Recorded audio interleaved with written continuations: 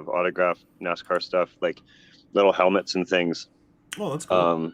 That were signed by like Kyle Busch and stuff. Yeah, it was an amazing set of presents she sent me, and I ended up giving some of it to my dad, of course. But you would never find those things out here. Like finding even semi legit die casts of NASCAR is pretty tricky out here. Do you remember one time I was like at a Goodwill or something, and I sent you a picture, and it was a car's hood signed by every driver from like the previous year's Daytona 500, and it was just like $500 at a Goodwill. That's Yeah, like living next to yeah, Daytona. It's everywhere out here.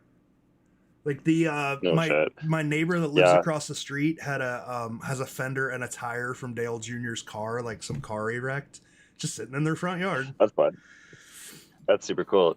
Dale Jr. actually he owns what they call the NASCAR graveyard, and anytime like a car wrecks and stuff like that, they send it to his farm. Yeah, And like if they're not going to use it, or if they can't take any parts off of it, then they'll ship it to his farm. And he's got like hundreds of old beat up cars from NASCAR, like many eras kind of thing, right? I just I think found you can out. actually go and like take a tour of it. So one of my friends who lives in South Carolina owns this shop called Classic Pontiac Rescue, and all he does is restore Mm-hmm. Pontiac cars, right? Like he builds a lot of Bandit cars, but Cool. any Pontiac car he restores. And I guess recently he Mm-hmm. decided he wanted to get into racing, so he bought a bunch of Rusty Wallace's old cars and like has Nice. partnered with Rusty Wallace. So I'm just like, dude, I looked at his Facebook page the other day. I was like, why do you have a Rusty Wallace? Why are you driving a Rusty Wallace race car down the road? Yeah, that's hilarious. Yeah. That's super cool. Oh, Oh, Rusty. somebody wanted to say all I wanted to all I will say is the image leads to the cast Liberty Street for Cleveland South Loop for Chicago. And you read for this since San Francisco is mirrored clues, we mirror image and GH is Great Highway in the blocks. So good. Thank you. I don't understand sometimes. Thanks for the input. Yeah, thank you for that. Is that a bottle of Squirt? It is, dude. What is that? Is that like Sprite or Mountain Dew? It's like grapefruit soda. It's like Oh, nice. or like Fresca, maybe. I don't know if you have Fresca. Yeah, okay, yeah. We got Fresco out here. Yeah, It's kind of like that. it's really good. Yeah. Cool. You won't, but you will. Best of luck. Okay. Thank you. Best of luck, Cole. You're searching Thanks, for man. the elusive San Francisco cask in Canada. How about Yeah. a Fresca? It's So we've got this cruise coming up that you didn't go to, asshole. yep. Should have went. And oh no, I can't tell you that because then I'll surprise my guests, or I'll ruin the surprise for my guests. Never mind. We'll be talking about that in a couple of weeks. Never mind. You It had to do can with tell Fresca. me in private. It had to do with Fresca. Oh, But that's like I was saying on stream before. Rob Robel's coming down for the cruise, and there's going to be like 8 people, like 8 searchers in my house the night before, just like sleeping on various couches and guest rooms and stuff, and it's going to be absolutely nuts. I don't y'all know. better call me that night. Yeah, we were thinking about going live and just like turning my phone on live Let's and do just it. passing it around, letting everybody talk. Yeah. Rachel wants to have a big like oyster, like steam a bunch of oysters and stuff. You You know, like gotta oysters. eat them raw, man. Nah, No, isn't that how you do oysters? You just eat them raw, a little bit of salt, lemon juice. I mean you can, but so we Yeah. get. I don't know what you have in Red Deer, Canada, but we get them like caught fresh. Like a dude named Dan catches them in the morning, and then you buy them from a guy named Kyle in the afternoon, and then you eat them in the evening. And so you just build like a fire, and you put them over the fire and sort of steam them. Yeah, that's cool, man. No, You we can eat we get them in like little tin cans, like sardines or anchovies, and you peel the thing back, and then you eat them with a toothpick. No, dude, no, that's horrible. When I was a kid, I would call them dead mice. Oh, When I was a kid, I would call them dead mice because that's what they look like. yeah, we got to get you down here. Yeah, it'd be a lot of fun. Well, we were still like we're talking about like next year. You're doing Thanksgiving. I don't know if you're still planning on doing that. Yeah. All right, cool. Well, yeah. It's actually Thanksgiving here in Canada right now. Is But it? What do you no, guys by all give means, thanks that's for? definitely a plan. Yeah. What are you guys giving thanks for? Um, Like healthcare? I mean, in 2020, in 2023, or in like No, I mean, colonial times. general. What do you guys celebrate for Thanksgiving? Like, I'm sure it's not like people come over and eat corn with Indians. What do you? What's your No, I mean, like last night I had two good friends over and my mother-in-law and then my wife and kids, and I spent the day cooking. Like I did a turkey and a whole bunch of food and stuff, and it's just an excuse to dress kind of pretty, and I get to Nice. cook all day, and it's fancy cooking. Yeah, I love it. I love holidays, dude. Because you can just make But like I did it last night because yesterday is the only day I had off until fuck knows when. So yeah, like that was the only day for the holiday that I had. yeah. Yeah, I love big holidays because you can just like get a bunch of friends together and cook an insane amount of food, and then you don't have to cook for the rest of the week Yeah, because you just eat leftovers. that's exactly right. And Yeah, my kids' lunches are all but made, right? yeah. I busted out my special shirt because it's Antichrist Superstar Day. That Is it record was released 26 years ago today. really? Wow. I bought that album the Yeah, day man. it came out. I stood in Me too. line I for bought it that on album. cassette tape. I bought a Yep. CD. I And saved up a. Go ahead. go ahead. No. Go ahead.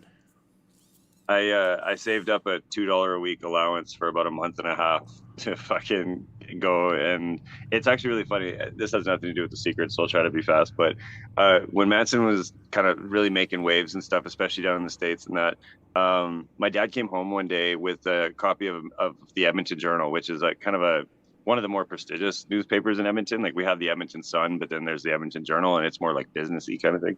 Yeah. But at any rate, the front page of that newspaper, the top half was a picture of Manson on stage in all his Antichrist superstar delights, and on the bottom was this article about Manson coming to town and how like Stu Hart, sorry, of the famous Hart family from the WWF.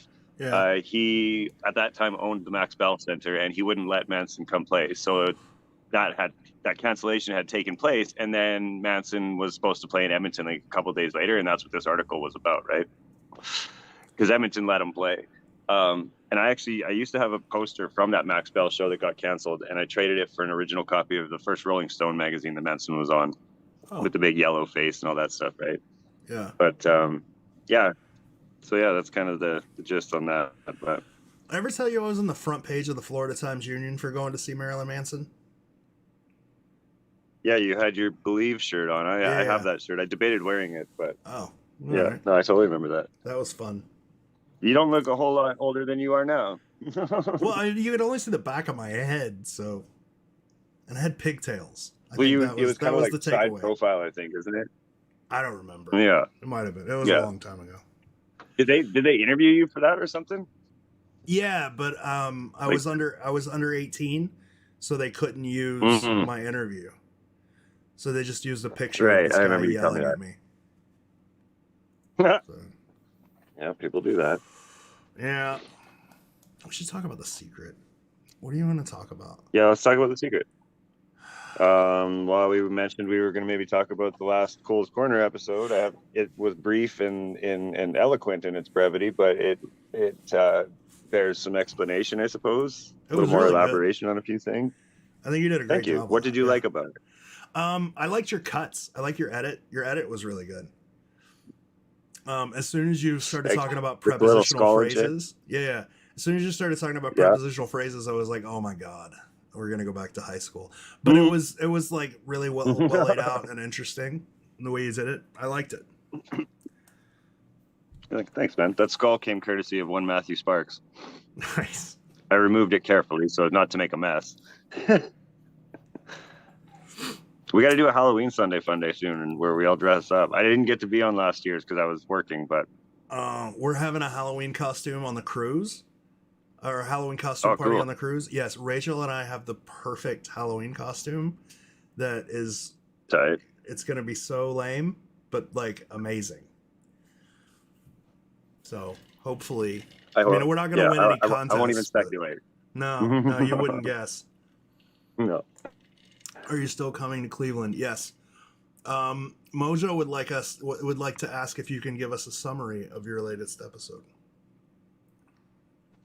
Yeah, if you haven't seen it at all, I just I kind of laid out the um not the Mount Stephen Club theory, but like I kind of laid out a lot of the inner workings of that theory, the Mount Stephen Club theory for Montreal, using verse 5, of course. And you know, I essentially like I surprised a few people actually. I got messages from people saying they were kind of surprised by the fact that I thought the Montreal cask was essentially gone. Because I mean, if it was at the Mount Stephen Club, It's been gone. destroyed, right? Yeah. Yeah, it's gone. And you know, for me, like it was I took like obviously Montreal was kind of the first one I dug into because I'm Canadian, but the people that I had first met when I first got into the community, they too were kind of also working on Montreal quite a bit. Like JM, not so much, because at that time he was kind of overseeing the whole, or like working on the whole of the puzzle kind of thing. But you know, like Phoenix and that kind of stuff. And then later on I'd meet Sabrina and like all these people that were really into that puzzle. And I'm not going to deny the fact that like, or rather, let me put it to you this way. Like I have always had lots of ideas about this, but over the years I've started to kind of hone down my ideas and like all these other ones kind of in relation to one another.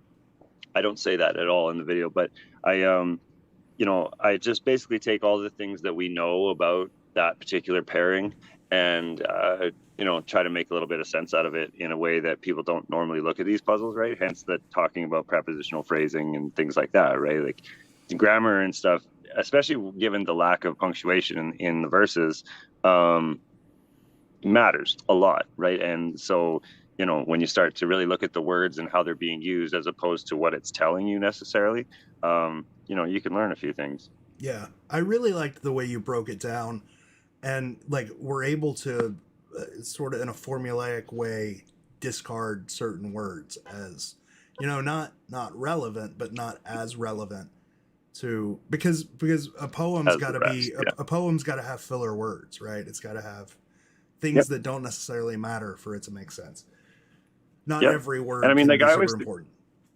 yeah, and I always think back to like there when I like so around the 2016, 2017, 2018, I guess, time period, I remember having a few conversations with you guys about how like the Chicago verse especially was a specific one where like there were stuff in there that at that time we knew they didn't even really use, right? Like the brush and music hush or whatever it was that they had. Yeah. We had discussed a long time ago, and I mean, I'm sure up to now we may have come to different conclusions, but at that time, when I was really deep into the game, it, you know, it made sense to me that, you know, maybe he just needed something in there. But even if those things actually like mean some stuff, right? Like we have never discovered it, but the cask was found, right? Remember JJP said something about, and he didn't reveal anything, but he knew there was something about the tail on the centaur in Cleveland's image, and he wouldn't reveal what it was, but he knows that no one's ever discovered what it was, right? And like that's kind of the stuff. Those are like the almost like the key things, and I digress in a sense because it's easy to say the things we don't know about in the solved ones don't matter, right? Because I mean, the cask was found, right? Yeah. You know, if somebody, I don't know, I was going to try to relate it to the anniversary hunt in a way, but I don't really need to. You know, I just think like you can you can use the fact that some of those lines don't really seem to matter as a tool. You know what I mean? Yeah.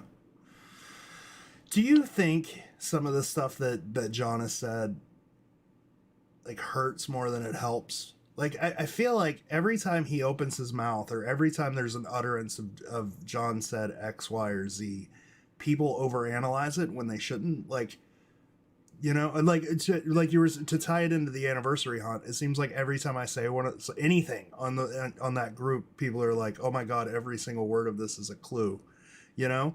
When in reality, Yeah. it's John's probably just doing like me. He's just talking on a lot of this stuff, you Yeah. know. I feel like Yeah. sometimes it's more of a hindrance than a help.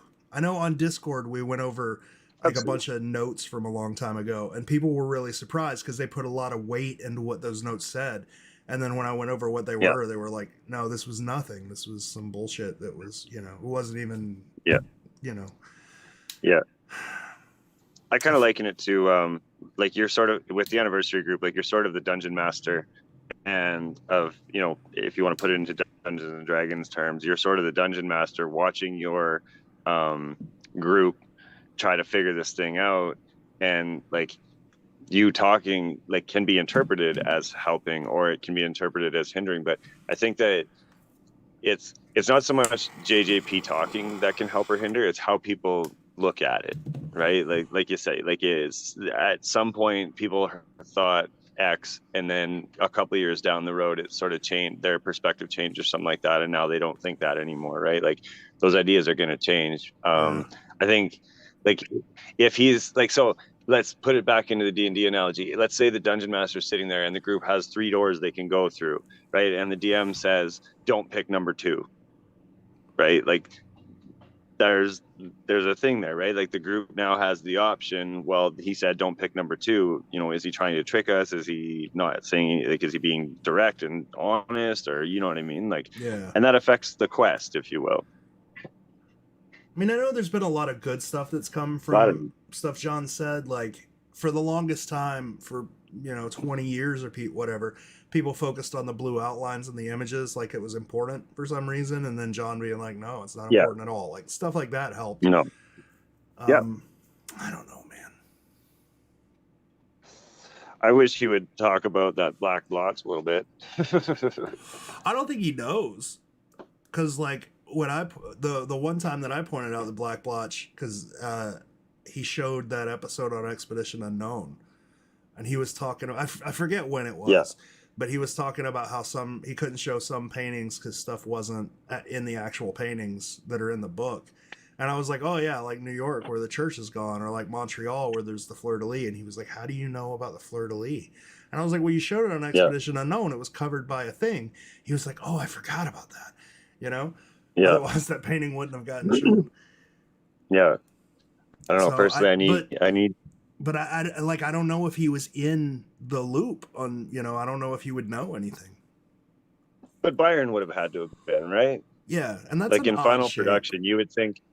Well, yeah, and that's why, like I said, the picture I show in the video isn't very good, and if you were to go back into the annals of secret posting of mine, I have in the Montreal Theory that I shared a long time ago a picture where I took, it's an overhead view of the Mount Stephen Club, and then I took I made a picture of the blotch overlaid over top, and I just reduced the transparency of the blotch, but I made it the same size.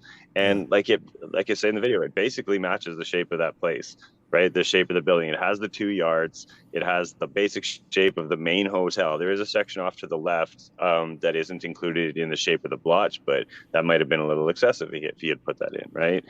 But it's just, to me, it's too weird how close those 2 shapes are. And the fact that, like as a somewhat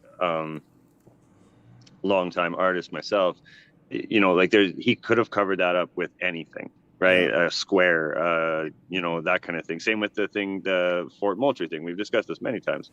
The purple circle over top of that thing.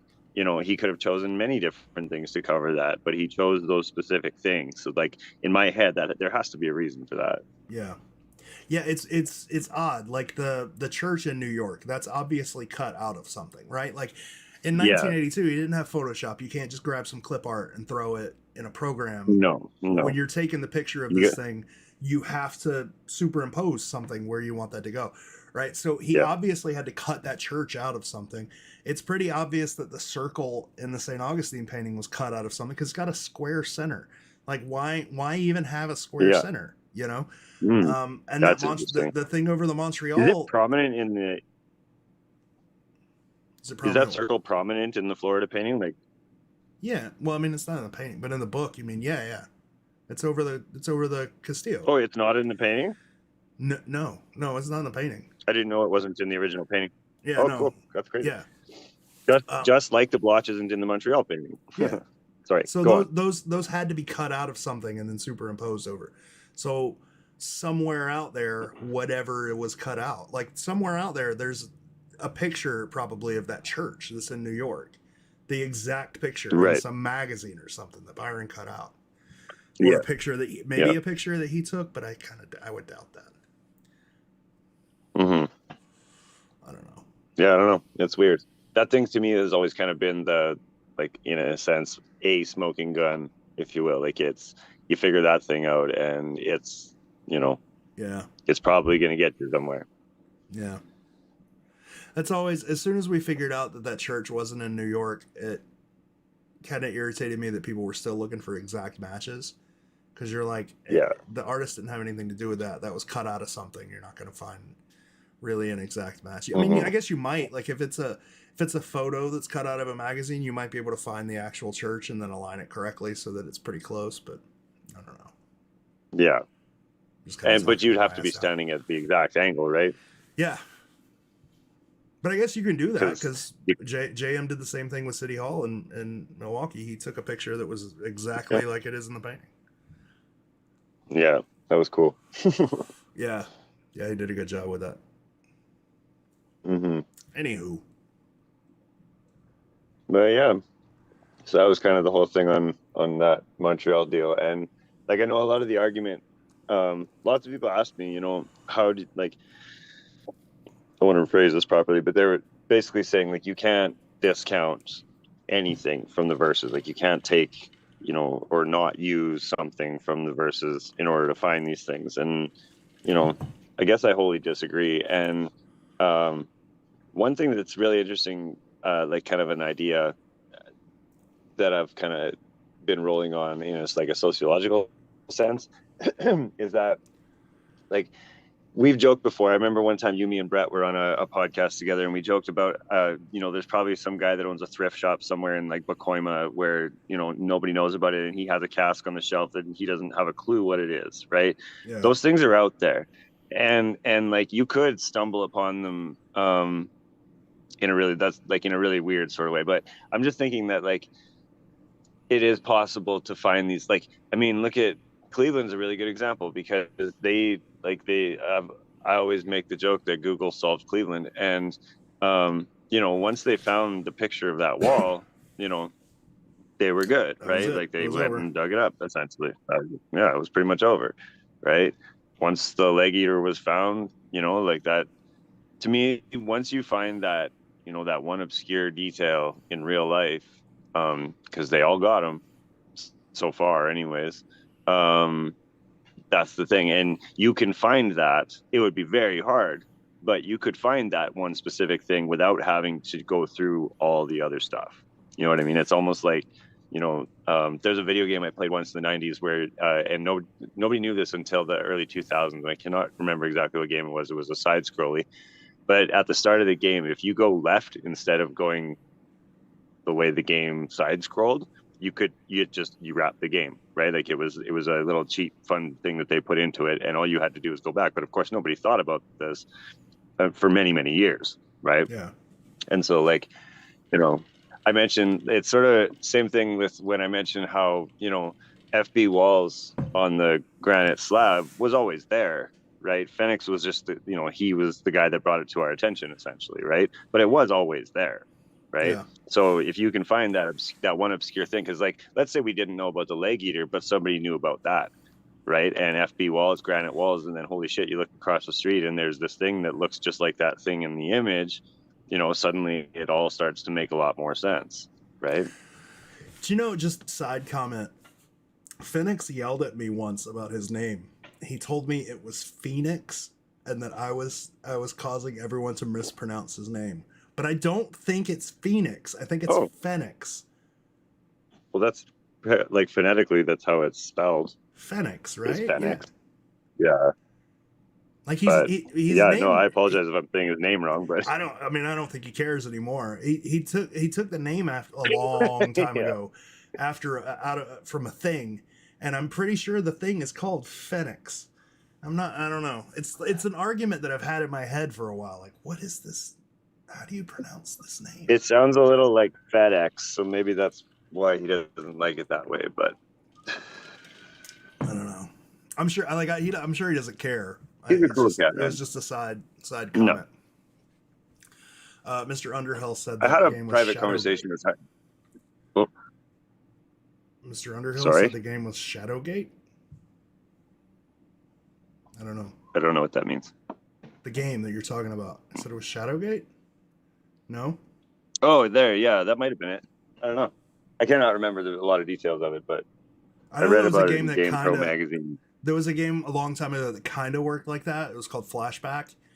And you start out the game running right, and a monster just comes out and immediately eats you. And it's like you work for 20 minutes trying to figure out how to get past the monster until you realize you got to run left and let him chase you. Ah, clever girl. Oh no, it's Out of This World. It's not Flashback. It's one of those two. They're both basically the same game. Right. Anyways. So what else about The Secret? I don't know, dude. I'm so out of the loop lately. I just pop in occasionally. Yeah. I guess Expedition I see the anniversary group suffered the same. What do you mean? I was saying there that it seems they've suffered the same dramas as the main groups. Yeah, recently. But they kicked that person out, so yeah. It happens sometimes. Expedition Unknown apparently is airing because we've had like 60 people join the main page in the past 2 hours. It's been crazy. Nice. Yay for Expedition Unknown. Are you ready to field a lot of questions on the cruise about the anniversary hunt? I'm not talking about it at all. Oh, at all? Yeah, nice. Not at all. Do you want to do like a PSA here, telling the community not to ask you questions about the anniversary? I've seen who's going, and I think they're all like the people who are going are either they don't care about it because they're not involved, or they're respectful enough to not ask questions. Because like there's a rule in the anniversary group that if you private message me about the anniversary hunt, I just immediately block you, and then you can never private message me ever again for any reason. So that's kept that tamped down. That's good. I feel like nobody would do that. No, that's cool. Plus, they're all going to be like talking to Rob and stuff. Yeah, that's true. No, Andy? No, he couldn't go. He has to save his money for something. So. Oh yeah. Yeah. That's cool. He's a good guy. Yeah, he really wanted to go. His wife was pushing him to go too. It was crazy. Yeah. That was all right. She was like, "Is Preacher going?" Go. No. Preacher doesn't leave his house. I guess. The first time I went and when I did that, what was it? The interview. I did something where I was coming back home with a bunch of signed books from John Palancar, and I drove like 10 minutes from Chris's house. And I called Chris and I was like, "Hey, I have a copy of this book signed by John Palancar for you. All you have to do is come outside and get it." And he was like, "Nah, just send it to me." It's like, my wife's not gonna let me go. I was like, "Oh, jeez." Man, like, I'm in. "Oh, do you want me to just drop it off in your mailbox?" He's like, "No, I got company." Yeah. Oh God. Okay. I'll just mail it to you. From 2 blocks away. Yeah. Yeah. Like, all right, man. That's funny. Whatever. He's a cool guy. I think the only person that's ever met there's a couple of older members that have met him. John met him, and who else has met Chris? I think that's it. Just John. Didn't Brett? No. Oh. Chris is a mysterious man. He is a mysterious man. Good dude, though. Oh, hell yeah. He's hilarious. So. And he actually like participates in the Blue Sage puzzles. He's not just a shadow member. Yeah. Well, they have like a puzzle group that like actually likes puzzles, so they try out everything. And they win a lot. That's cool, man. Yeah, that's awesome. Did that ever take off? I never heard the Blue Sage puzzle. Blue Sage number 7? Yeah. I mean, yeah, it's live. It's still going. And like, I'm kind of glad you asked because I normally reserve myself from talking about this on our shows. But this is the easiest one I've ever made. like the answers are right in front of you the whole time. It's just a matter of knowing which one, like what to pick out from all the noise, kind of thing. And but I've been told that it's quite difficult, and I like, as a puzzle maker, that makes me kind of proud. Well, it was the Right? same with But that like mini hunt that I did. That was the easiest puzzle I had ever made, and everybody was like, "I have no idea how to even start this." that And little RPG thing, right? yeah, Yeah. What was that made on again? our RPG Maker MVXV, something like that. It was a program. I sent Oh, it to okay. you. It's kind of expensive. I want to do that. Yeah. Is that? I think it was like There's 100. a free one that people use up here, and I don't know what it's called. I don't know. But yeah, I want to find people ask something me like if that. I'm going to do that again. Like, no, probably not. Was that? Did it take long to make that? Yeah. Yeah. Oh, really? It took weeks to make that little thing. Yeah. Wow. Oh, wow. It was a lot I of guess like that. it was a lot of learning code and Go logic ahead. gates and stuff. Oh, I see. Okay. It's not so much point and click.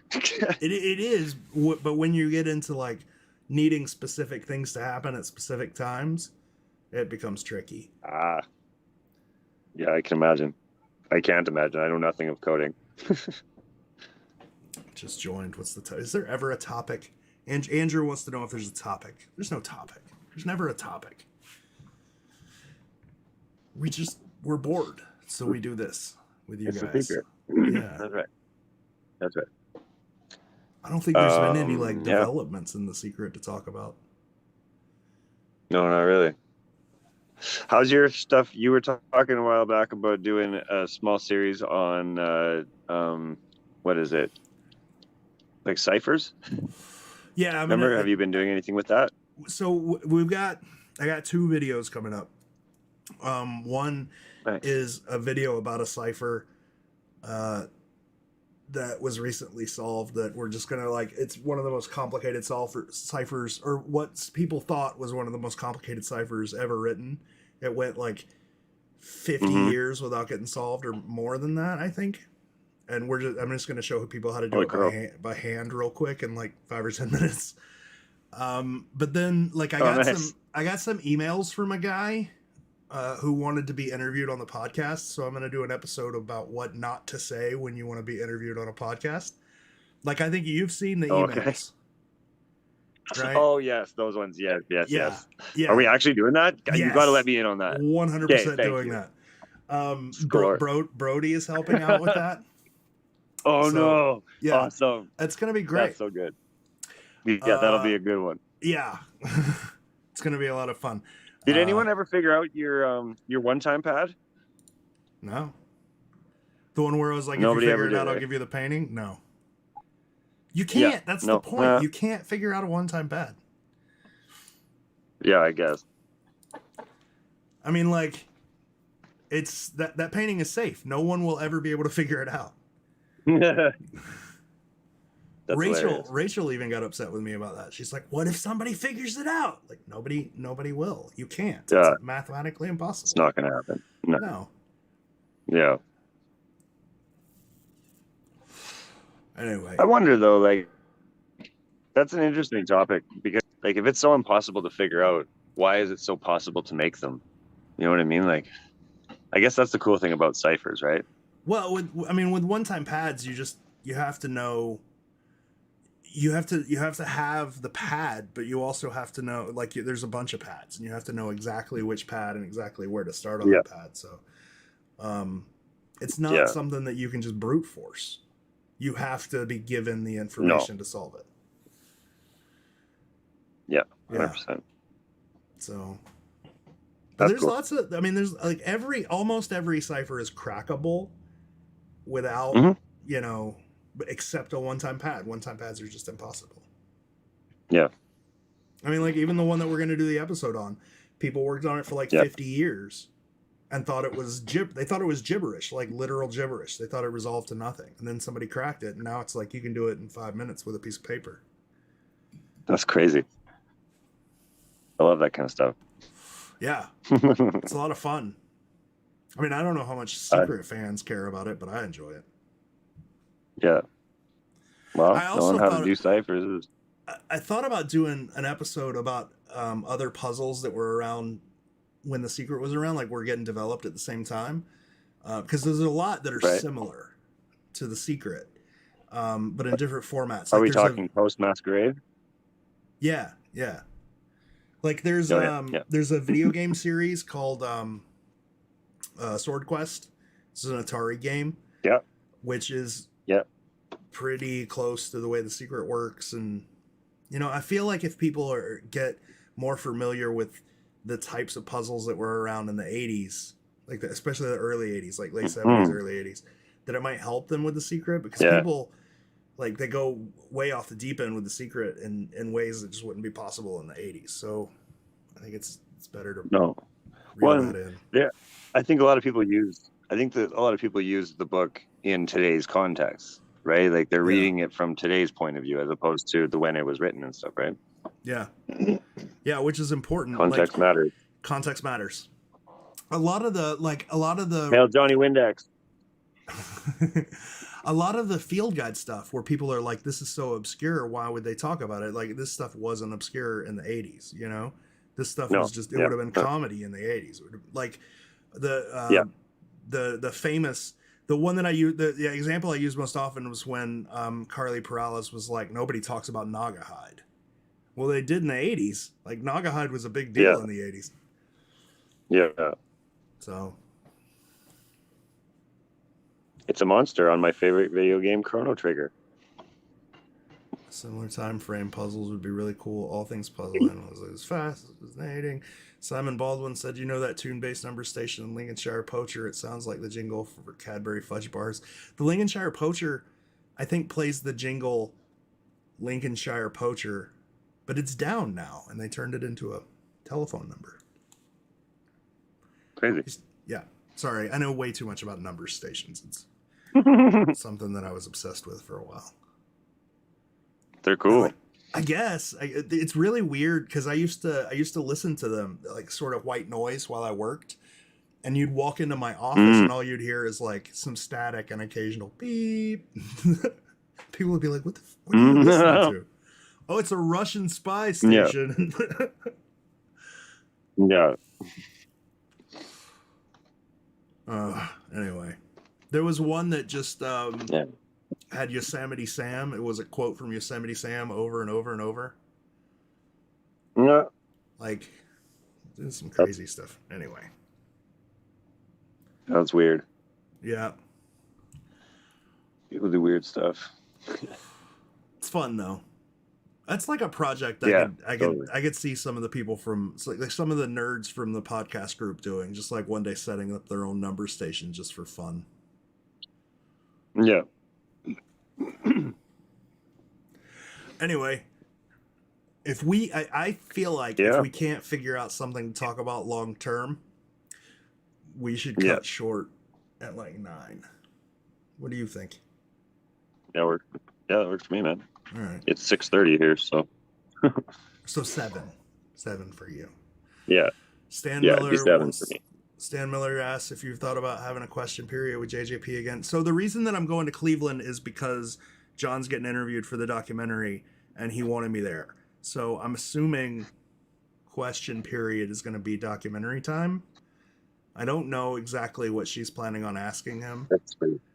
But at least going there, I'll be able to like tamper expectations. Like if he doesn't say anything exciting, we can be like, go into this knowing it's a great story and you're not going to learn a whole, as opposed to the James Renner thing where everybody thought like they answered all the questions, but nobody could see it. Yeah. And they didn't answer all the questions. And they didn't answer any of the questions. Yeah. So it's going to be fun though. Yeah. I don't know. When is that? That's all in production still, eh? Yeah.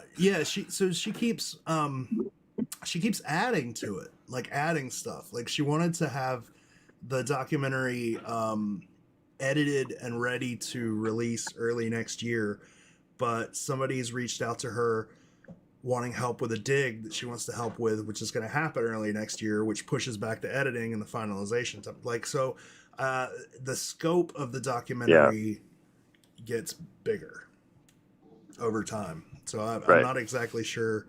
I don't know if she's getting overwhelmed. I hope she's not getting overwhelmed. I'm just not sure what the scope. Yeah.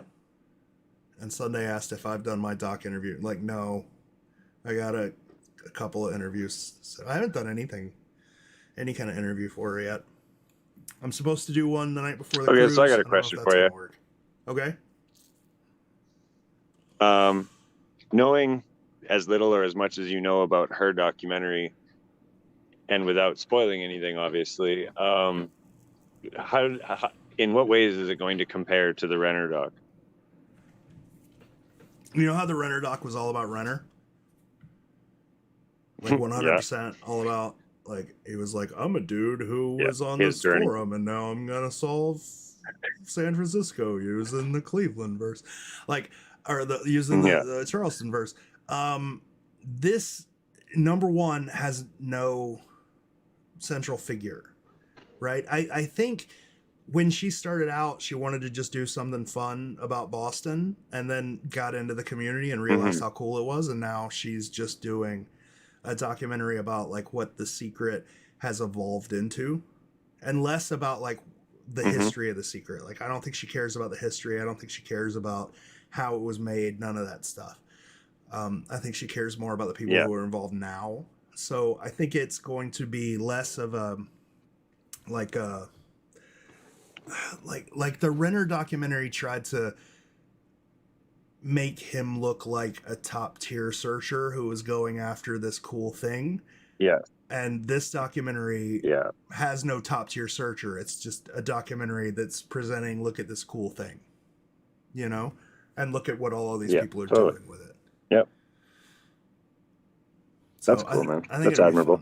Yeah, it's way different than anything else. Like, everybody that's I've been approached by so many people who are doing documentaries or writing books or whatever.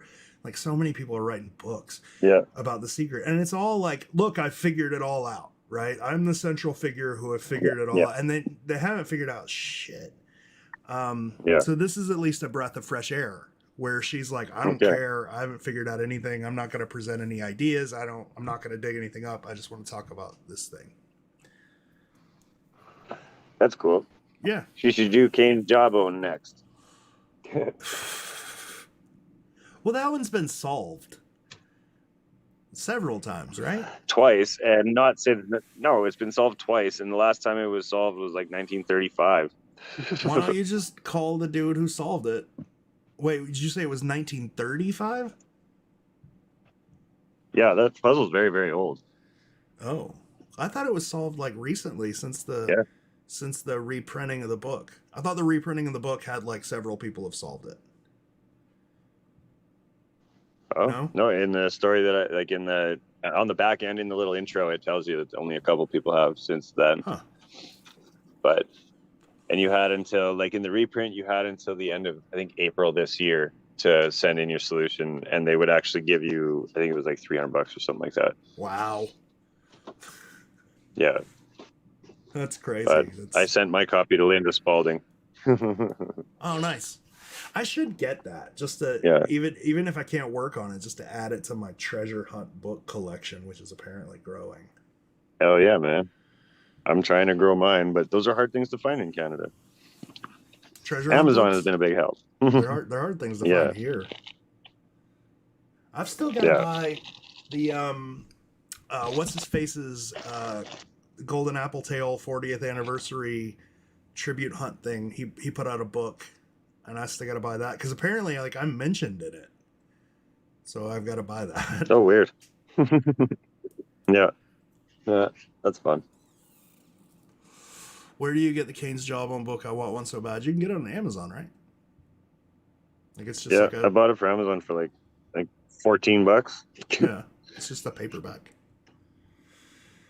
Yeah, I actually I did work on it pretty hard for about a month, and what I learned from what I figured out was the name of the protagonist, and I'm not wrecking anything by telling you this, but what it was really intriguing and somewhat rabbit-esque was that their last name is the same as mine.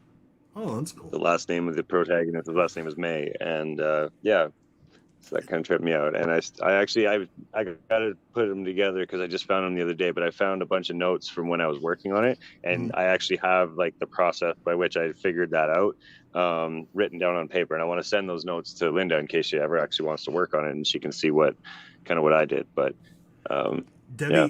Debbie Coing asked a good question, which would be a good question for you. Have you ever read House of Leaves?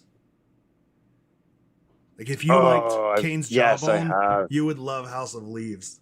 That's like it's like I've heard of schizophrenia in House of book Leaves. form. Nuts. I got a copy. Oh, I'll I send it want to you. to remember why I know that book, but that'd be Yeah, awesome. it's I've been actually literally reading. like it's like 6 books in one.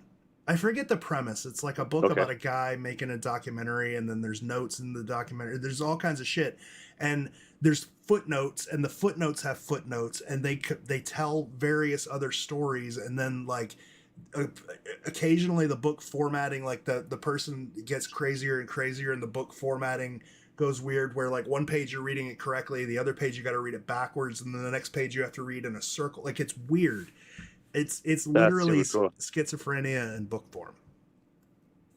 That's crazy. That reminds me of I have several journals. I started journaling when I was 16 years old, and it's not your typical type of journaling. It was like social commentary essentially. But one of the books that I wrote at a particularly kind of crazy time in my life, I got halfway through the book, like I counted how many pieces of paper were in the book, and then I figured out the exact halfway point.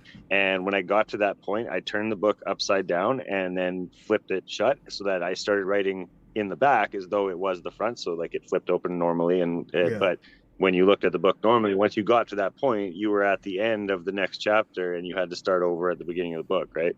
But yeah, that's really cool. I want to say like Brody introduced me to that book or something like that, but I do very specifically remember the name House of Leaves. Yeah, it's a pretty famous book. That's super cool though. Just because of Yeah, how that's interesting cool it though. is. Yeah, Judy Ray asked, if you have someone do boots on the ground for you, who gets the cask and key? How do you know who you can trust? intuition.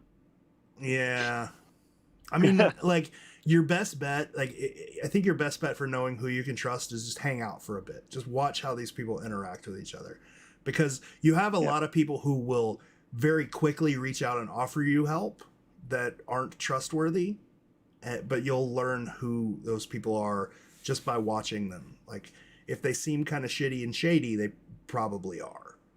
You They know. probably are. Yeah. Um, what do you do if you who gets the cask and the key? I don't know. That's something you work out with them before. Yeah. Like I've never cared about it, so whenever anybody asked me to dig for them, when I would dig for people, I would just be like, I don't care. You can have it. It's not a big deal to me. Yeah. Everybody treats the cask and key like it's some magical treasure, where to me it's like I just want to know the answer. I don't really care about the cask. Like you could have it. Doesn't matter. Yeah.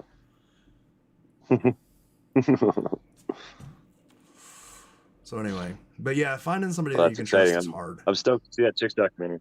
Yeah, me too. Yes. You Hopefully, have to video call them at 2 a.m. hopefully, That sort of thing. hopefully we'll get, because I know she wants to put out a teaser for the documentary just to like let people know she's actually working on it. So I'm hoping after the cruise we'll get a first cut of like a teaser so people can know what to expect. She's gonna be on the cruise, isn't she? Yeah. Yeah. I thought that was an established thing already. She is. Yeah. Yeah, she's coming. Sweet. So I've got to pick all of these hunters up, like 8 different people. I got to pick them all up at the airport, bring them back to my house, cook them dinner, and then the documentary girl's coming to my house, and I have to sit for my first interview. I have to do all of that in one evening. Nice. Yeah, it's going to be a huge pain. Yeah. But it'll be fun. Well, call me if you need to. I'll be around. Yeah, you're going to come help? Yeah, I'll come help. I think somebody's talking about doing a cruise on the West Coast in like 2025, I think. Like early 2025, yeah. Yeah. Well, you don't want to cruise too much. Well, depending on where on the West Coast. You wouldn't want to do it in Canada in early 2025. I think like the Pacific Ocean is cold. Yeah. I've never been on a cruise on the West Coast, so that'd be fun. I think if this thing goes well, it's gonna really, dude. They're a lot of fun. Yeah. I bet. I think if this thing goes well, it's gonna turn into like a not an every year thing, but maybe like an every other year thing. That's cool. Yeah. Anyway. No, man, we don't do cruises in Alberta. Out here, we do like party buses with stripper poles in them. Yeah, but you're like, if you were to drive to an ocean, it would take you, what, like 24 hours? Here, let's find out. I'm going to go to Google Maps. Are you still there? Yes. Yeah. I'm on Google Maps. I want to drive to the Pacific Ocean. So we'll just say Victoria, because it's basically the Pacific Ocean. British Columbia. Booey, that drive would be, let's see, really long, first of all. Like, you got to drive through the mountains. Driving through the mountains is hell. Can't apply some route options. Oh, I have to start from my house. There we go. It's calculating. Beacon Hill Park, such a nice place. 14 hours and 44 minutes. Wow. Yeah. Do you do it in a day? In America, if I was going to drive to, I don't know, another state, there's shit in between, right? Like there's towns and cities and stuff in between. Do you have that? Like, do you just get on the road and it's just 40 miles of ice with nothing? Do you have any stretches like that? Oh yeah. Yeah, lots, especially for like north where I grew up, like going north of Edmonton, man, there's a lot of roads like that. I just imagine Canada like it's a frozen tundra of nothing. Like there's no trees because everything's frozen. Pretty near, yeah. Yeah, okay. I'll avoid it. Yeah. Come here in like, I don't know, June. June's a good month. May ain't so bad either, actually. But Graydon Kramer's already yelled at me for talking shit about Canada. I'm going to get up there and he's going to be like, I'd shoot you, but it's Canada and I can't. Yeah. And they took away our guns. No, it's actually kind of weird. This is one of my first birthdays in a few years where I didn't have snow on the ground. Like, it's actually kind of summery still out here. The sky is blue. It's pretty. It's warm. I'm wearing a t-shirt, but, you know. We're in the middle in Florida. Yeah, usually it's we're in the middle of false fall. It's where you get like 2 weeks where the weather is pleasant and you think it's going to be fall, but after those 2 weeks, it jumps back up to like 110 degrees for another month. We get that in November. Over the last few years, we get like a week and a half period where it's like plus 12, plus 13 in the middle of November.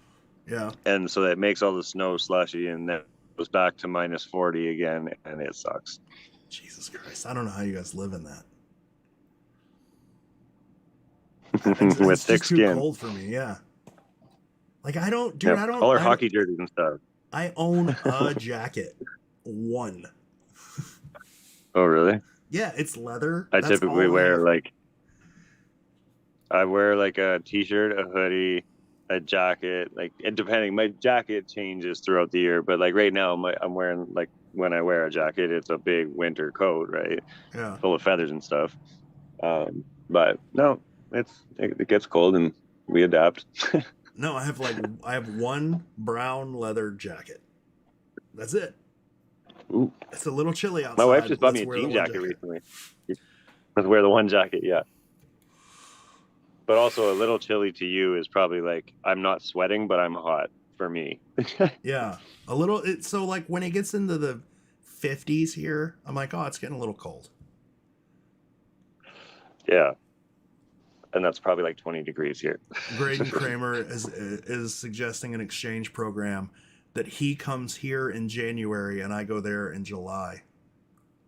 No, not to Winnipeg, man. You don't want to go to Winnipeg in July. No? They call it Winterpeg for a reason. Well, I mean, like, okay, so he's stating different months. Does that mean he comes here in January and he like stays at my house and I have to take care of him?